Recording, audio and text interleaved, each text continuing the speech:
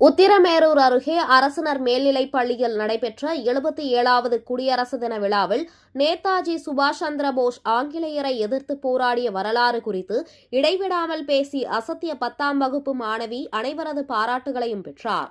காஞ்சிபுரம் மாவட்டம் உத்திரமேரூர் ஒன்றியம் களியாம்பூண்டி அரசினர் மேல்நிலைப் பள்ளியில் 450க்கும் மேற்பட்ட மாணவ மாணவிகள் கல்வி பயின்று வருகின்றனர். இப்பள்ளியில் 77வது குடியரசு தின விழா ஊராட்சி மன்ற தலைவர் வளர்மதி சுதாகர் தலைமையிலும் பள்ளியின் தலைமை ஆசிரியர் சண்முகம் முன்னிலையிலும் நடைபெற்றது. அப்போது பள்ளி மாணவர்களின் பேச்சுப் போட்டி, நடனம், கவிதை உள்ளிட்ட பல்வேறு போட்டிகள் நடைபெற்றது.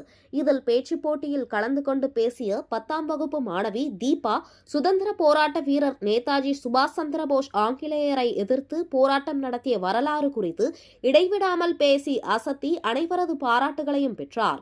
பள்ளி மாணவி தீபாவின் பேச்சை பாராட்டும் வகையில் களியாம்பூண்டி ஊராட்சி மன்ற தலைவி வளர்மதி அவர்களின் கணவர் சுதாகர் ரூபாய் 500 ஊக்கத்தொகை வழங்கி கௌரவித்தார். அதனைத் தொடர்ந்து போட்டிகளில் பங்கேற்ற மாணவர்களுக்கு பரிசுகள் வழங்கினார்.